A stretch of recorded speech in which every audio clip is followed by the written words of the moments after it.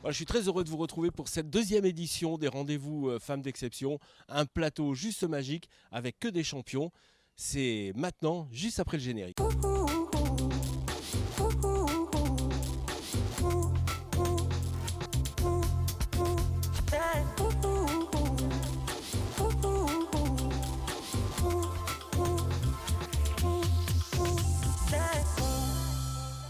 Eh bien oui, en fait, comme je vous le disais tout à l'heure, c'est une émission assez sportive. Bonjour Valérie. Bonjour Franck. Alors c'est énorme, une émission sportive pour les femmes d'exception. On avait fait cette soirée sportive qui avait remporté un grand succès.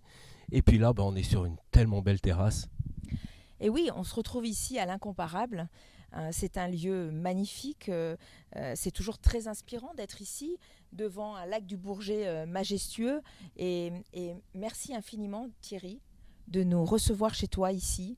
C'est un lieu qui me tient particulièrement à cœur dans un site que l'on adore tous. Merci beaucoup de venir à l'Incomparable. On est très honorés que les femmes d'exception puissent venir dans ce lieu, comme tu disais, au-dessus du lac du Bourget. En plus, aujourd'hui, la météo est avec nous. On a un grand soleil et c'est avec grand plaisir donc qu'on vous accueille. Alors Thierry, justement, après les hôtels dans les stations, Val Thorens, les Arcs de Midi, l'Alpe d'Huez, aujourd'hui Aix-les-Bains, sur cette magnifique colline de Tresserve. Pourquoi Aix-les-Bains ? Déjà, j'habite à 500 mètres de l'hôtel, donc de l'Incomparable. Ah, c'est une bonne raison, effectivement. Et donc, je passais de nombreuses années devant cette bâtisse qui était inoccupée, pas finie, puisque son propriétaire est décédé de façon assez subite. Et à un moment donné, on s'est dit qu'on pourrait peut-être faire quelque chose de ce lieu. Et ce lieu, vous en avez fait tellement de belles choses, avec une particularité, c'est ces 2 tours, bien sûr, qui sont aménagées. Il y a des chambres à l'intérieur. Oui, alors on a 15 chambres ou suites, donc c'est un petit hôtel, un beau restaurant avec une belle terrasse, une piscine intérieure, une piscine extérieure, un parc de 12 000 m² et évidemment un spa de 4 cabines. Bien sûr, on ne pouvait pas passer à côté du spa, bien entendu. Et puis des meubles faits sur mesure, ça aussi c'est une empreinte, Thierry, des hôtels. Sur un petit hôtel comme celui-là, on a pu faire, on va dire, vraiment du sur-mesure, chambre par chambre. Vous n'avez pas une chambre qui est identique à l'autre. Donc au niveau du mobilier, au niveau des couleurs, des rideaux, des tissus, des velours. Donc chaque chambre est différente. Valérie, une petite question peut-être ? J'ai envie qu'on découvre peut-être ce merveilleux film qui a été tourné sur l'Incomparable et je vous laisse découvrir les images somptueuses. Voilà, écoutez, on va regarder ces belles images. Vous allez voir, on va partir comme si on était en vacances. Et on se retrouvera Thierry tout à l'heure parce qu'effectivement, on va parler ski avec Thierry. Regardez comme c'est beau.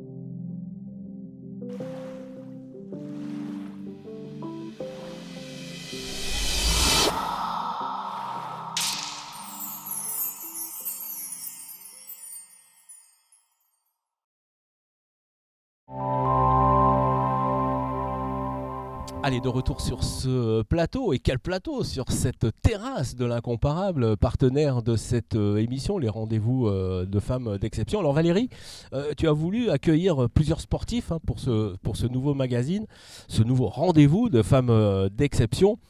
Et voici Christophe Lemaître. Il y a forcément une raison, Valérie. C'était difficile de ne pas avoir Christophe Lemaître dans cette émission, la première des rendez-vous dédiés au sport. Parce qu'en fait, on avait évidemment invité Christophe Lemaître c'est comme ça qu'au départ, il a commencé à faire partie de la grande famille Femmes d'Exception. Nous avions organisé en juin 2018 la grande soirée des femmes sportives Femmes d'Exception. La marraine était Perrine Pellen. Nous avions réuni 14 médaillés et médaillés olympiques de toute génération. Et nous avions également 14 lauréates aussi de toute génération, confirmés, et puis aussi des espoirs qu'on continue à suivre. Et puis, bien sûr, Aix-les-Bains, son ADN, c'est le sport. Nous avons la chance d'avoir un maire d'Aix-les-Bains, Renaud Beretti, qui est très impliqué, qui soutient le sport, entre autres, et qui est très réactif. Et puis, nous avons la chance d'avoir Karine Revol, qui était aussi lauréate. C'est un coup de cœur, on ne s'est plus quitté. Elle fait partie maintenant des femmes, de Femmes d'Exception. Mais elle est aussi 11 fois championne de ski de vitesse, c'est quand même pas rien. Et puis, elle est maintenant adjointe au maire d'Aix-les-Bains. Voilà, Renaud Beretti. Bonjour Karine. Bonjour à vous et merci encore. C'est toujours un très très agréable moment de se retrouver et d'avoir toujours ces grands sportifs avec nous. Et moi, je suis très honorée. Voilà, quel sportif. Et pourtant, on le côtoie régulièrement puisqu'on le voit dans la ville, etc. Donc déjà, merci Christophe d'avoir pris du temps pour nous. Merci à Thierry Tribaudot de nous avoir laissé quelques temps par rapport à ton emploi du temps. C'est cool aussi. Donc moi, je voulais qu'on parle un petit peu de ta préparation pour les prochains Jeux Olympiques, savoir un petit peu où tu en étais, ce qui se passait actuellement pour toi. Alors actuellement, la préparation bat son plein, là, avec Aix-les-Bains. Là, on est vraiment dans le dernier mois avant d'attaquer la saison. Il y aura tout d'abord avec les Championnats du monde de relais le 1er et 2 mai, avec l'équipe de France, qui va être important pour assurer sa qualification pour les Jeux à titre collectif. Et puis je commencerai ma saison un peu moins de 15 jours après. Je commencerai ma saison pour essayer de me qualifier sur le 200 mètres, donc en individuel cet été. D'accord, donc on peut dire qu'aujourd'hui ton quotidien c'est entraînement, entraînement, entraînement. Oui, quasiment. Après, il y a aussi, il n'y a pas que ça termine qu'à ça, mais il y a aussi toute ma vie personnelle, mes projets à côté. Mais quoi qu'il en soit, oui, c'est vrai que ça prend une bonne partie de mes journées, ça c'est sûr. Et on est dedans à 100%. Pour l'objectif de l'année qui est les Jeux, qui est aussi l'objectif bien sûr de plusieurs années. C'est sûr que c'est un bel objectif pour un athlète. En plus, les Jeux Olympiques, ça doit être quand même quelque chose d'exceptionnel. Moi, j'ai pas eu la joie malheureusement de connaître les Jeux Olympiques, et donc tu arrives quand même à prendre un petit peu de temps pour toi actuellement. Oui, totalement. De toute façon, il faut prendre du temps pour soi aussi. Je pense que ça fait partie du bien-être mental d'un sportif de haut niveau, de prendre du temps pour soi aussi, pour pas uniquement se focaliser sur son sport, sur ses objectifs, mais aussi en prendre du temps pour réaliser d'autres projets des fois qu'on met un peu de côté, qu'on délaisse un peu à cause du sport, et essayer de se vider l'esprit tout simplement en faisant autre chose, et d'être dans on va dire, un plein écosystème sain, et pour pouvoir être fort mentalement pour accéder à la performance. D'ailleurs, dans la vie de tous les jours, Christophe, tu vas à Aix-les-Bains, tu as quelques adresses à nous donner. Tu vas où quand tu vas à Aix-les-Bains ? Mis à part le stade et l'hippodrome, c'est ça. Non, disons qu'en général, je bouge souvent, surtout, je profite du lac d'Aix-les-Bains, forcément. J'ai la chance d'avoir passé mon permis bateau, donc forcément, parce qu'on a la chance d'être collé à un lac magnifique, dans un cadre génial. Et je me suis dit, c'est bête de ne pas en profiter. Donc j'ai passé mon permis bateau, j'ai eu mon premier bateau, et du coup, déjà l'été dernier, j'ai pu me promener sur le lac d'Aix-les-Bains, et puis pour profiter de ce joyeux naturel. Oui. Oui, on est très bien. Et puis on profite aussi avec des amis pour se promener le long du lac ou même des fois faire des petites randonnées, des petites promenades vers la croix du Nivolet, etc. Donc voilà, on a un super paysage, il faut en profiter. Karine, dernière question. Et ben en fait, c'était celle-là, hein, c'était celle-là la dernière question. Tu me l'as volée. D'accord. Eh bien, merci en tout cas, Christophe, d'être venu sur ce plateau. On est appelé à se revoir, bien entendu. Valérie, Christophe va rester autour de nous, hein. Ah bah c'est évident, on a des projets, j'en parlerai tout à l'heure, et Christophe est toujours le bienvenu, et c'est ce que je disais tout à l'heure, on est une grande famille, et alors on va pas se lâcher du tout. Allez, on va pas se lâcher, ça c'est sûr. Et d'ailleurs, on se lâche tellement pas qu'on va aller retrouver justement celles qui ont eu des trophées, hein, au cours des soirées femmes d'exception. On va parler tennis. C'est Thierry Tulane qui va nous accueillir sur son terrain avec des jeunes filles qui ont été primées aux soirées femmes d'exception. Alors je parlais justement de lauréates espoir, eh bien nous avions parmi ces lauréates espoir Tara et Luna Zopaz. Voilà, on va les retrouver auprès de Thierry Tulane, comme tu disais. Et puis j'aimerais saluer leur maman, Dani, parce que c'est pas toujours évident en fait. Et puis ils vont nous expliquer le contexte aujourd'hui, les entraînements. Voilà, c'est pas simple. Alors je les laisse expliquer leur quotidien. Allez, on part voir Thierry Tulane sur le tennis d'Aix-les-Bains. Je suis très très fier de participer à cette émission. Femmes d'exception est une super initiative qui met en avant les femmes, les championnes, les espoirs également. Et surtout très fier d'avoir dans notre club Luna et Tara Zopas qui sont de jeunes espoirs du tennis français et qui sont là au quotidien, très sympas, qui s'entendent bien avec les gens du club et surtout avec moi bien sûr. Et je crois très fort en elles. Alors la difficulté aujourd'hui du tennis professionnel, c'est qu'on joue en huis clos. Les tournois sont organisés sans public, donc c'est très très compliqué puisque le tennis c'est un sport où on s'inspire beaucoup du public, il y a un partage avec le public. Donc les joueurs depuis 1 an jouent dans ces conditions-là, commencent à être un petit peu là. Après pour les espoirs c'est très différent puisque eux, notamment Tara et Luna, ont une marge de progression importante. Elles passent beaucoup de temps à l'entraînement pour essayer de progresser dans leur coup, progresser physiquement. Elles grandissent, elles se renforcent physiquement, donc c'est pas du temps de perdu, mais malgré tout il faut garder la motivation parce que rester motivé sans compétition c'est pas facile. Et c'est le rôle des coachs, c'est le rôle des clubs de leur donner envie de continuer à garder la flamme. Et puis ce sont les matchs et les compétitions qui valident les progrès. Donc pour savoir où on en est, marquer des temps de passage, c'est important de jouer. Alors malgré tout, surtout Luna a la possibilité de jouer elle est partie au Kenya par exemple, elle a fait un long voyage pour pouvoir jouer des tournois. Moi c'est très très compliqué, il y a peu de tournois, les tournois sont très très forts, les peu de tournois qu'il y a c'est très fort, donc il faut se battre, mais c'est la même chose pour tout le monde et c'est peut-être dans ces moments là qu'on voit celles et ceux qui sont le plus motivés et qui continuent à progresser. On en parle beaucoup en Savoie de femmes d'exception, donc je pense qu'elles sont très fières, notre club de tennis est très fier qu'elles aient eu ce prix et voilà, moi je suis très content de pouvoir participer un petit peu avec vous à ce fabuleux concept. Alors moi j'ai été beaucoup blessée et en plus à cause du Covid j'ai pas pu beaucoup jouer en tournoi. Mais là j'ai la chance de pouvoir m'entraîner malgré le Covid parce que je suis sur liste de haut niveau. Donc je continue à m'entraîner physiquement pour pas me blesser et essayer de pouvoir repartir à fond quand les tournois reprendront. Eh ben, c'est pas simple parce qu'il n'y a plus aucune compétition. Alors on essaye de garder le niveau en s'entraînant puisque comme nous sommes sur liste ministérielle, nous avons la chance de pouvoir continuer de nous entraîner. Mais c'est compliqué parce qu'on n'a aucune perspective pour l'avenir puisqu'il y a très peu de tournois qui peuvent se dérouler. En France, pas du tout. Quelques-uns à l'étranger, mais très souvent, il faut rester plus de 5 jours en quarantaine avant d'arriver. Beaucoup sont annulés en plus à la dernière minute. Donc c'est pas simple, mais on garde espoir et on s'entraîne à fond en attendant. Je fais à peu près 2 heures de tennis par jour, plus le physique et sinon mes études. Alors Flo, et c'est une question que je pourrais poser à Karine aussi, quelle place a le ski féminin dans le monde ? Alors le ski déjà c'est pas simple parce qu'il faut avoir de la neige, donc c'est pas aussi facile que le foot ou l'athlétisme pour pratiquer. Et après le ski féminin, mais dans l'ensemble le sport féminin doit se battre vraiment quotidiennement pour faire sa place, pour continuer à faire sa place et il nous faut des exemples, des icônes. Et en France, on a une super skieuse qui est Tessa Worley. Malheureusement, c'est un peu la seule depuis, je parle en ski alpin, depuis 10 ans. Donc heureusement qu'on a ce petit bout de femme exceptionnel.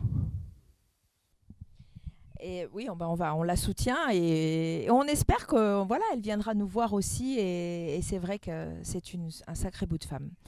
Je suis toujours frappée par l'humilité, par la simplicité et la gentillesse des athlètes. C'est difficile d'atteindre un haut niveau. Et que se passe-t-il dans la tête d'une championne pour conserver sa motivation et son niveau ?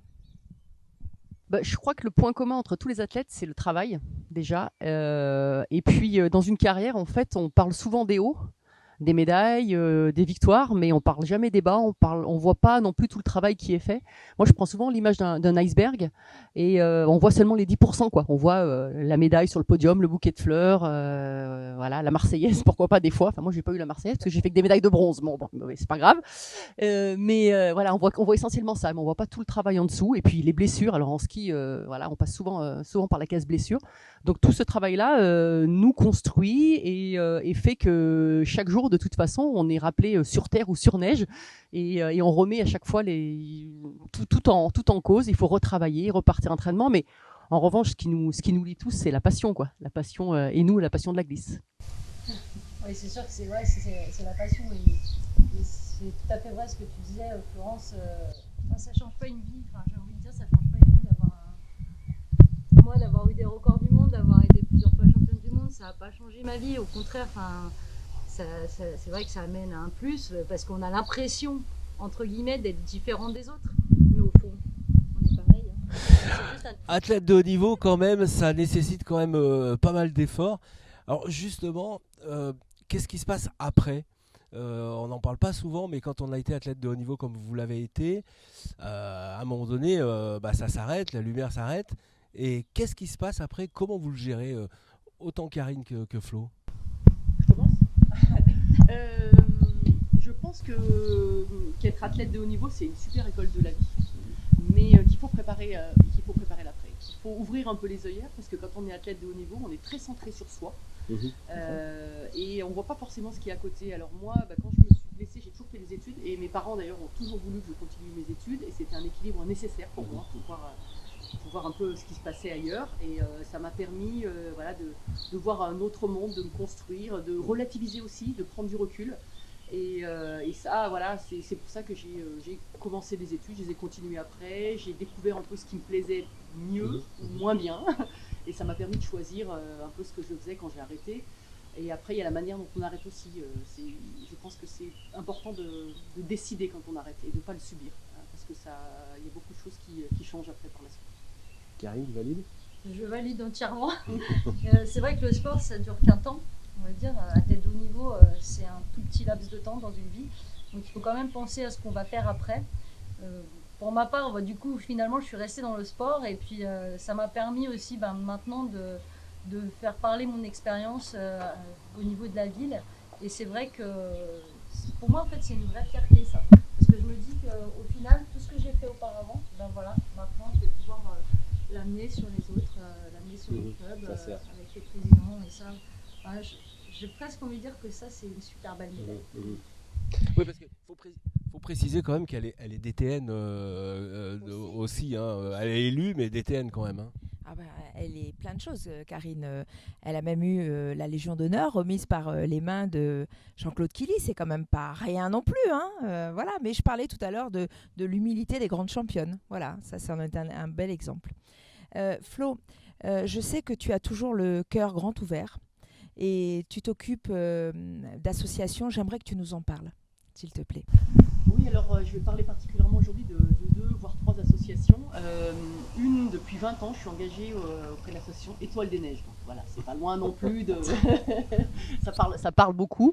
En fait, c'est les enfants atteints de mucoviscidose et c'est une copine à moi, Marianne Bréchu, qui est sur Annecy Et on a monté cette assoce il y a 20 ans, où on organise des stages pour les enfants atteints de mucoviscidose, pour les sortir de l'hôpital et se servir du sport comme moyen de retrouver un peu la santé, de prendre confiance en eux. Et c'est pas juste, on soutient une assoce, on donne notre nom et l'image. Quand on fait des stages avec eux, on est vraiment pendant 5 jours avec eux, du matin au soir, voilà. Et on a vu des évolutions incroyables grâce au sport, grâce à la connaissance du corps et puis grâce à la médecine aujourd'hui, ils peuvent faire beaucoup de choses. Donc ça, c'est une fierté effectivement, mais je crois que quand on a la chance d'avoir un corps qui marche bien, et bien c'est bien de pouvoir le partager avec les autres. Et puis l'autre association qui me tient à cœur, c'est aussi en rapport avec le cadre où on vit, quoi. Voilà, la montagne, la mer, c'est l'association du Flocon à la Vague ou la Water Family. Et l'idée, c'est de préserver l'eau et d'aller, j'ai envie de dire, donner des bons messages dans les enfants, dans les écoles, aux enfants sur le fait qu'il faut un peu diminuer, je ne vais pas dire il faut, mais voilà, changer un peu notre alimentation, faire attention au plastique, aux produits qu'on utilise pour la préservation de l'eau, parce que l'eau, elle est transversale, on la trouve à tous les niveaux. Et l'eau, en fait, c'est un bien incroyable. Il y a 1% d'eau potable dans le monde, quoi. Donc voilà, et on se rend compte actuellement que ça va commencer à manquer. Aujourd'hui encore, on utilise l'eau pour les toilettes, par exemple, alors qu'on pourrait très bien utiliser de l'eau de pluie ou d'autres choses, parce que voilà, c'est de l'eau consommable, quoi. Donc tout ça, c'est voilà, il y a plein de choses comme ça, et sur les déchets, sur les bouteilles en plastique, voilà, il y a plein de choses à faire, vraiment. Il faut qu'on change nos habitudes pour préserver ce cadre fantastique, quoi. Bah écoute, la transition, ça n'était pas prévu, mais elle est toute faite parce que effectivement, pour la mucoviscidose, Femmes d'Exception avait organisé en juin 2017 la grande soirée caritative au profit de l'association Grégory Le Marchal. Et je crois que les deux associations se sont retrouvées pour Glisse en Cœur. Voilà. Donc c'est important de soutenir les associations. Femmes d'Exception soutient toutes les associations.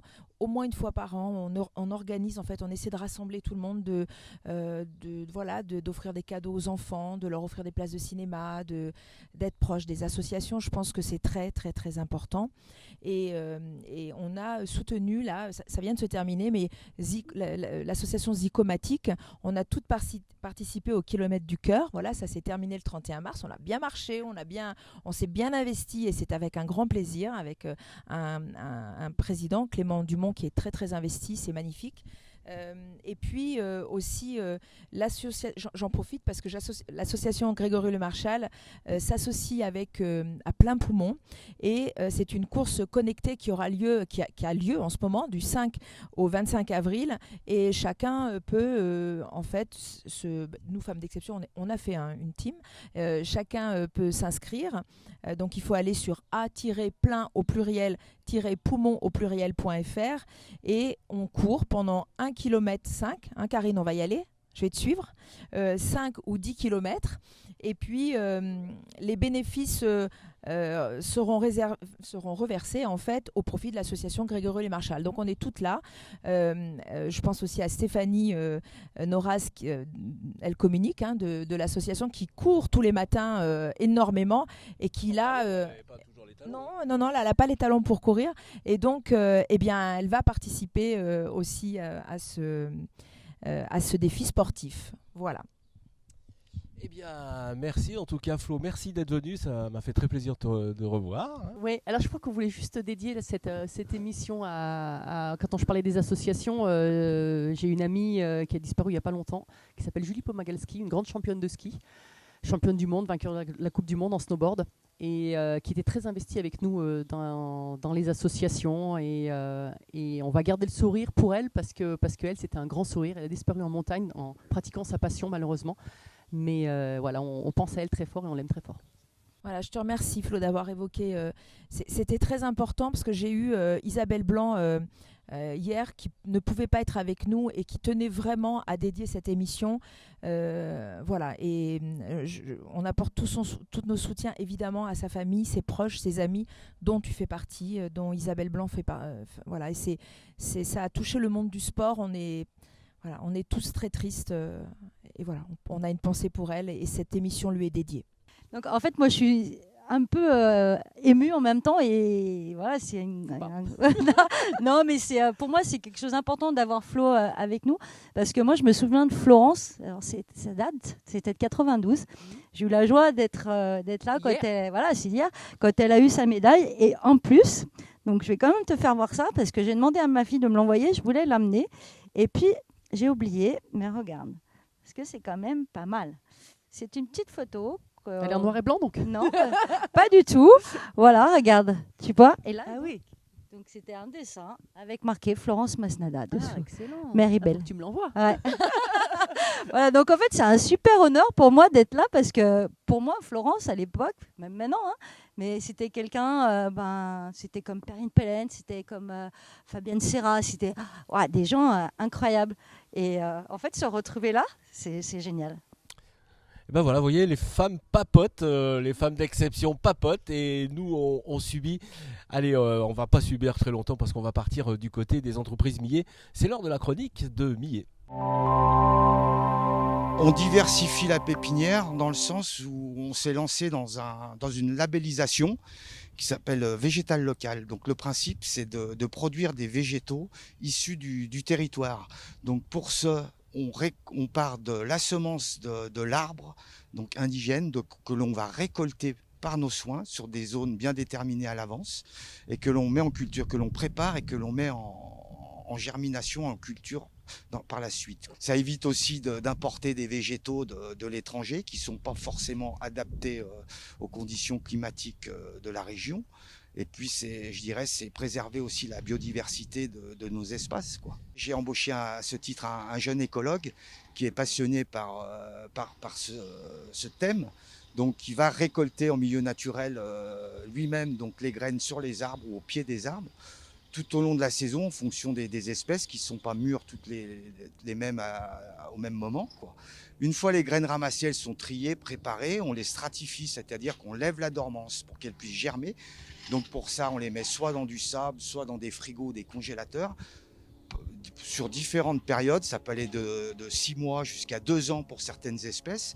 Une fois que la germination commence tout juste en frigo, alors là, on commence à les repiquer, donc dans des godets, pour pouvoir après les mettre en culture, donc en godet, puis éventuellement par la suite en pleine terre pour en faire des arbres adultes. Je dirais, nous, on a un métier qui, par définition, fonctionne au rythme de la nature. Donc on a des gros pics d'activité. Donc là, on est en plein dedans. Nous, mars, avril, ce sont des très très gros mois. Donc on est très très occupé parce que là on est en plein repiquage. En plus avec ces problèmes de gel, heureusement on a des serres donc pour protéger les jeunes plants repiqués. Et donc il faut être très vigilant. Il faut être là le jour J pour pouvoir protéger les plants, les repiquer au bon moment, quoi.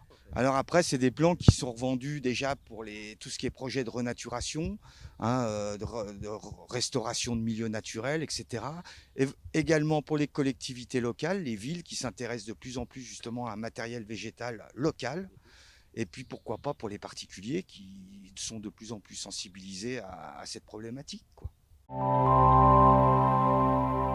Voilà, très instructif. En tout cas, belle opération du groupe Millet avec ses semences locales. Et voici un autre local, c'est Thierry qui a changé de casquette et qui est maintenant président du comité de Savoie de ski. Rebonjour Thierry. Et vice-président de la Fédération française de ski quand même aussi, c'est ça, hein.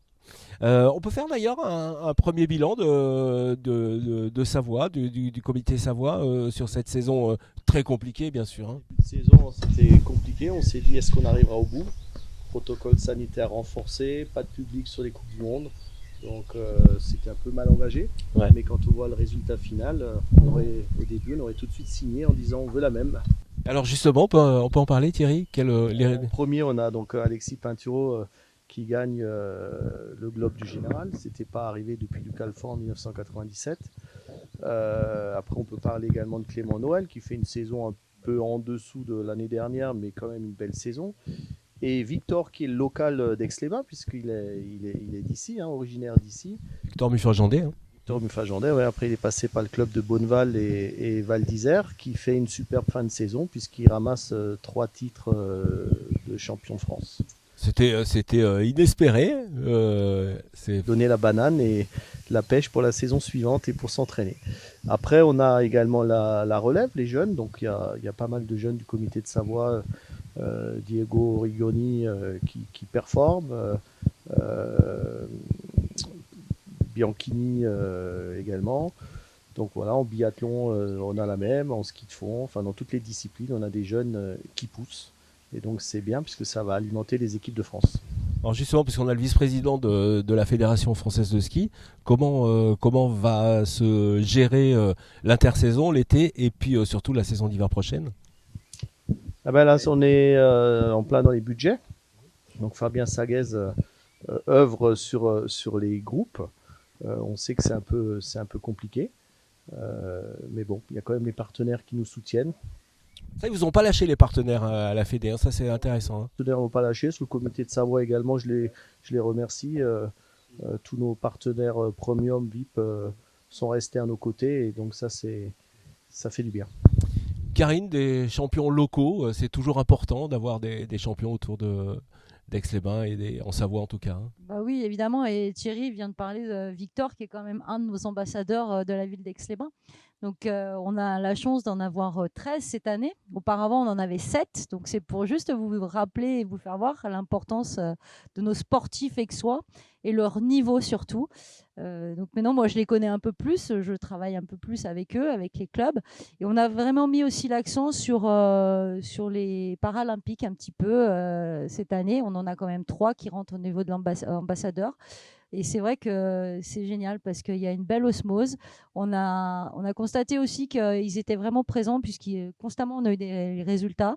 Donc ils ont joué le jeu et puis on a la chance quand même d'être sur Aix d'avoir 69 associations, plus de 11 000 licenciés. Donc ça vous donne le niveau aussi.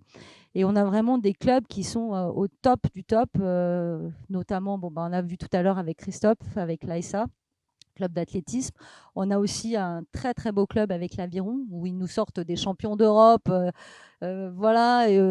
Moi j'ai la chance de pouvoir m'occuper de 3 athlètes sur l'Aviron au niveau de la préparation mentale et où là ils sont rentrés en équipe de France, où ils préparent les championnats d'Europe. Enfin c'est un truc phénoménal. C'est incroyable. C'est intéressant d'être multisport du coup dans une ville. Thierry, vous en pensez quoi? Oui, c'est bien. Et ça apporte beaucoup, même pour un sportif, de faire plusieurs sports. On a l'exemple d'Alexis, par exemple, qui a fait beaucoup de sports avant de se spécialiser dans le ski. Il faisait du tennis, il faisait du foot. Il aurait pu performer dans différents sports. Et la polyvalence, c'est vraiment intéressant. Et c'est sûr qu'une ville comme Aix-les-Bains, qui peut avoir autant de sports, c'est vraiment appréciable. Oui, puis alors, du coup, ça rayonne aussi sur le tourisme. En fait, la compétition et le haut niveau, forcément, amènent de la promotion pour le tourisme et la vie locale. Hein. Tout à fait, on le voit avec Christophe Lemaître, hein, quand même, ça fait un rayonnement dans le monde entier. De même, sur nos Coupes du Monde qu'on a en France, les images sont vues dans le monde entier. En 2023, on aura les championnats du monde de Courchevel 2023, donc ça c'est la plus belle vitrine qui existe. Après les Jeux Olympiques, la Coupe du Monde de foot, c'est l'événement qui est le plus médiatisé, donc c'est vraiment important pour la France. Et on salue Perrine Pellen, justement. Karine, vous voulez... Je voulais juste rappeler quand même qu'Aix-les-Bains a été retenu pour la Coupe du Monde 2023 de rugby. Donc là, on est dans les starting blocks. On attend des équipes, des futures équipes qui vont venir s'entraîner pour la préparation justement de ce 2023. Et on est aussi terre de jeu pour 2024, donc pour Paris 2024. Et là, je peux vous dire qu'on travaille énormément sur les infrastructures de la ville pour pouvoir aussi accueillir des équipes en préparation.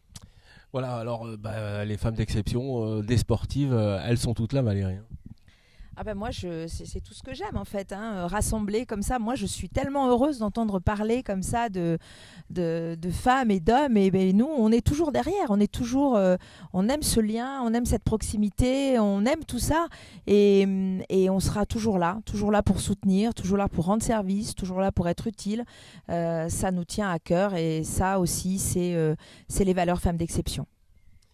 Eh ben, encore voilà une femme d'exception qui était parmi nous, d'ailleurs pour cette grande soirée des sportives. On va essayer de la joindre, c'est Ophélie David-Rax qui doit être quelque part. Ophélie, bonjour Ophélie. Alors juste un petit mot parce que tu as rechaussé les skis. Dernièrement, hein, on a vu quelques images passer sur les réseaux sociaux. Pas facile de refaire du ski cross avec la nouvelle génération, hein. Ouais, alors nouvelle génération ou pas, c'était pas facile du tout parce que tu sais, j'avais pas refait de ski cross depuis les Jeux de Pyeongchang où je m'étais abîmé le genou. Et ouais, et du coup, c'était un sacré challenge en fait que de repartir dans un parcours de ski cross et d'autant plus le parcours de Red Bull à Andermatt. Ouais. C'était tout de suite quelque chose de volumineux, on va dire. Oui, parce que ça a vachement évolué hein, depuis ton arrêt ton arrêt de carrière aussi, même le parcours, hein. Alors en fait, si tu veux, le parcours proposé par Red Bull, c'était quelque chose de très innovant puisqu'il y avait des modules qui n'ont jamais été construits jusqu'alors. Ouais. Ils se sont énormément inspirés aussi des X Games. Donc en fait, c'était par rapport aux Coupes du Monde, mais même celles de cette année qui ont été apparition de mon chat. C'est bien, c'est bien. La magie de la technologie. Bah oui. Donc le chat est d'accord avec moi pour dire que du coup, même par rapport aux Coupes du Monde qui ont été proposées cette année sur le circuit FIS, en fait, le parcours Red Bull était quelque chose qui, à mon avis, répondait plus je dirais aux origines du ski cross en s'inspirant des X Games et en étant vraiment dans l'ADN de ce sport avec quelque chose de très spectaculaire, de très visuel. Et voilà, donc c'était génial, vraiment génial, mais très intense émotionnellement que de me relancer dans un tel parcours. Mais tu as pu t'entraîner un petit peu, tu as pu repérer un peu ou... Alors oui, j'ai pu repérer. Non, j'ai pas pu m'entraîner parce que la France ayant fermé ses remontées mécaniques, on n'a pas fait de ski alpin. Comme beaucoup de passionnés de ski, j'ai fait beaucoup de ski de rando cet hiver, mais absolument pas de ski alpin et du ski cross, on n'en parle même pas. Comme je te le disais, ça faisait 3 ans que je n'étais pas rentrée dans un parcours. Donc, entraîner, non, mais je me suis appuyée sur ce qui me restait. Et j'ai vraiment utilisé mon expérience, en fait. Mais il y a un moment où, quand même, il fallait faire ce pas dans le vide, se lancer dans le parcours et répondre physiquement présente. Et c'est vrai que là, j'ai senti quand même que j'étais plus comme il y a 3 ans au top et que même la qualité musculaire, etc., c'était plus exactement au rendez-vous. Saupoudrer tout ça de l'âge qui avance, j'étais super fière d'arriver à boucler le parcours et prendre plaisir aux côtés des autres filles, même si je n'étais pas performante. En fait, de passer dans ce parcours, c'était déjà une performance en soi. D'ailleurs, en parlant de compétition, tu penses que ça a été une bonne chose de garder la compétition coûte que coûte? Ouais. Absolument. Je pense que pour des sports comme les nôtres, on reste, même s'il y a énormément de pratiquants, on reste des sports confidentiels. On reste des sports qui ne sont pas hyper télévisés finalement.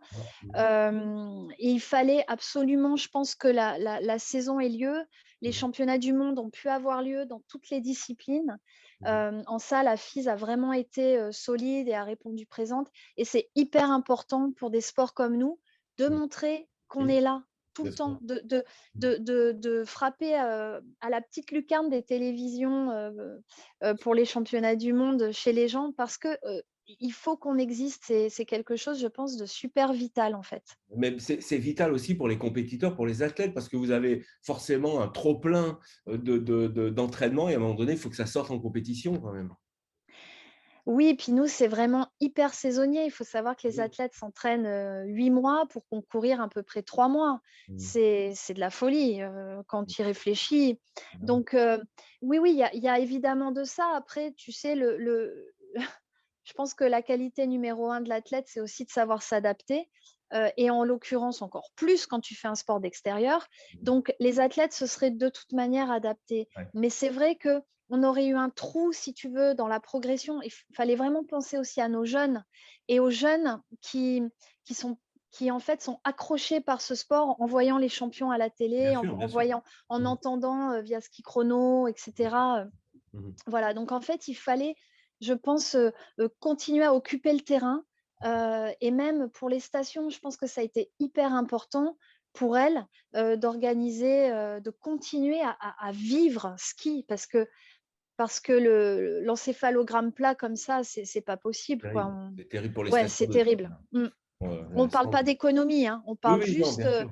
Ouais. d'énergie humaine et de Bien sûr, philosophie. c'est ça. Il fallait que ça ait lieu. Moi, je suis ravie d'ailleurs et je trouve que le monde de la montagne a répondu de manière efficace et élégante. Parce qu'ils auraient vraiment pu beaucoup plus râler. Alors là, on est au bord d'un lac, hein, sur cette belle Ouais. terrasse à l'hôtel Incomparable. Il y a Flo. Alors c'est extraordinaire, Ophélie, hein, parce que j'ai Flo Masnada d'un côté, j'ai Christophe Lemaitre de l'autre côté, j'ai Thierry Schanauer qui est juste en face de moi. Bon, les Joli femmes plateau. voilà, magnifique plateau, tout ça orchestré par Valérie, hein, la présidente de Femmes d'Exception. Alors justement, tu étais invitée à cette soirée sportive. Tu as remis un prix. Qu'est-ce qui te reste de cette soirée? Tu as rencontré des athlètes. Ça fait du bien de se rencontrer entre athlètes, justement? Oui, toujours, toujours. Là, j'avais parlé avec une jeune tenniswoman trop charmante, trop mignonne. Et j'ai oublié son nom, mais à culpa. Mais j'ai le souvenir de cette jeune fille qui débordait d'énergie. Et je trouve que c'est... Enfin, franchement, la Valérie a, je crois, mis le doigt sur quelque chose de très important, à savoir mettre en avant des gens qui sont inspirants, des gens qui montrent... qui débordent d'énergie et qui aspirent vers le haut les autres. Et je crois que surtout ce que je retiendrai de la soirée, c'est que c'était sous le signe de la bienveillance, du partage. Et pour moi, ça, c'est vraiment la marque de l'intelligence et c'est ce qui construit notre futur, je pense. C'est-à-dire que trop souvent, on essaie de nous mettre dans des boîtes, on essaie de nous séparer, on essaie de nous empêcher de communiquer. La pandémie a encore accentué ça et on se rend compte que c'est un besoin absolument vital que de partager, que d'échanger. Et quand en plus c'est fait, comme je te le disais, avec bienveillance, naissent des projets, des connexions et des rêves qui sont les pierres de l'avenir. Enfin, moi, Alors je l'ai justement, vraiment vu comme ça. tu parles de projet, tu parles d'avenir, tu parles de futur. Quelle est ton actualité? Qu'est-ce que tu vas faire? Où est-ce qu'on peut te rencontrer, Ophélie? Tu connais ma passion pour le ski et je te parlais de partage. Donc, j'ai continué à enseigner à l'ESF de l'Alpe d'Huez pendant les vacances. Bon, bah, là, cet hiver, ça a été extrêmement compliqué, hein. J'ai enseigné 5 jours. Tu vois, donc, je sais, c'est ridicule, mais c'était important. Ça m'a fait du bien. Et de voir les gamins heureux, c'était une cure de vitamines pour moi. Et puis là, bah, voilà, je n'ai pas la chance d'être avec vous sur la terrasse de l'Incomparable, j'allais dire de l'Impérial, pardon. Pardon Thierry, de l'Incomparable. Mais je suis en Corse où en fait, j'espère qu'il y aura un début de saison et voilà, et j'aide une amie qui a une école de windsurf. Donc, je serai responsable de la base. Et pour l'instant, là aussi, c'est frileux. Aussi de ce côté-là. Enfin, en tout cas, si on veut te voir, c'est du côté de la Corse, de toute façon, pour cet été. Alors. Écoute, voilà, si on se croise, c'est forcément dans des endroits sympas parce que c'est ou la Corse ou les Alpes. Bah, forcément. Quoi qu'il en soit, on sera bien. Forcément bien. En tout cas, merci beaucoup, Ophélie, d'avoir participé à cette émission. Merci à vous. On va se revoir très, très vite, hein, bien sûr. Et puis, on ne va pas se cacher, on se connaît très bien aussi. Oui. Voilà. Merci, Ophélie. À plus. Prenez soin de vous. À bientôt. Ciao. Merci. Voilà, merci beaucoup Ophélie d'avoir pris quelques minutes. Nous en rejoint Thierry Jacob, justement. Vous la connaissez, Ophélie, elle y était en Laponie, hein? Oui, bonjour. Oui, elle y était. Elle y était donc maintenant, il faut compter un peu en arrière. C'était en 2020. Elle était venue faire le Laponie Trophy. Donc... Elle s'en est bien sortie, Thierry? Oui, très bien. Elle a eu un peu froid comme toutes, mais sinon, parfait. C'était bien. Alors oui, Ophélie, c'est l'Alpe d'Huez. L'Alpe d'Huez, c'est notre enfance, c'est une partie de notre de l'adolescence même jusqu'à l'âge adulte, c'est la moitié de notre vie, et c'est aussi énormément d'athlètes. C'est Fabienne Serra, c'est Isabelle Blanc, c'est Thomas Krief, c'est Karine Ponce, Franck Ponce, Gaëtan Laurac, tous mes potes, hein. Il y a Jonas, Thomas Krief, voilà, on l'a dit. Voilà, et puis pardon pour ceux qu'on oublie, Jonas, voilà, et puis tous ces sportifs étaient là aussi à la soirée des femmes sportives. C'était extraordinaire, on a passé une soirée extraordinaire. Et puis c'est comme ça que j'ai fait la connaissance de Thierry Jacob, qui est organisateur de raids féminins, 100% féminins. Ça a été une vraie rencontre et une vraie rencontre d'amitié en fait. Et puis alors depuis, on ne s'est jamais lâché. On se tient au courant de ce qu'on fait. Karine rêve de partir en Laponie ou voilà, tout ce que Thierry organise, il le fait avec excellence. Et on va y arriver parce que là maintenant, Thierry, tu es obligé d'organiser des raids en France finalement. Oui, enfin, on est obligé, on s'adapte aussi. On va faire un raid dans les Alpes, en Savoie, au Cési. Et donc, qui va se dérouler au mois de juillet, du 8 au 10 juillet. Donc, c'est un raid sportif féminin, 100% féminin, sur la même gamme, la même trame de nos raids que nous faisons en Laponie, en Croatie, et un nouveau aussi qui va sortir en 2022, qui sera dans le Sahara. Donc, comme ça, on aura un petit peu toutes les natures, la neige, la mer pour la Croatie, le sable pour le Sahara, et puis la montagne pour les saisies. Donc, c'est vrai que toutes les natures, le raid féminin, le féminin, tout va ensemble. Tout va ensemble et va très bien avec ce qui a été dit auparavant. C'est vrai que c'est ouvert à toutes, malgré qu'il y a des sportives qui ont envie de venir pour goûter ceci, pour se défier, parce que c'est surtout un défi. Comme toutes les femmes qui participent nous le disent, elles sont là pour se défier, pour dépasser leurs limites en quelque sorte et pas limiter justement leurs défis. Donc c'est vrai que c'est agréable. C'est vraiment en tant qu'organisateur depuis une trentaine d'années et des raids depuis 4-5 ans. Enfin, j'avais déjà fait un raid dans le désert il y a une dizaine d'années, mais c'est autrement. Et c'est vrai que je suis épaté par cette envie de faire, cette envie de se dépasser et cette envie d'aller au-delà des limites. Donc voilà, les saisies, c'est pour bientôt et on espère, on croise les doigts qu'on va pouvoir le faire avec ce qui se passe en ce moment. Mais logiquement, d'après ce qu'on entend, tout devrait être ouvert.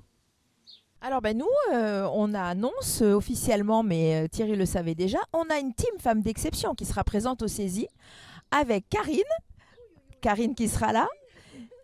Et puis aussi Thierry, pas Thierry non, mais Stéphanie Noraz de Elle Communique, qui fait aussi partie des femmes d'exception. Voilà, ça sera la team femmes d'exception parce qu'on va être là toujours Thierry. Et puis on a des projets ensemble. Voilà.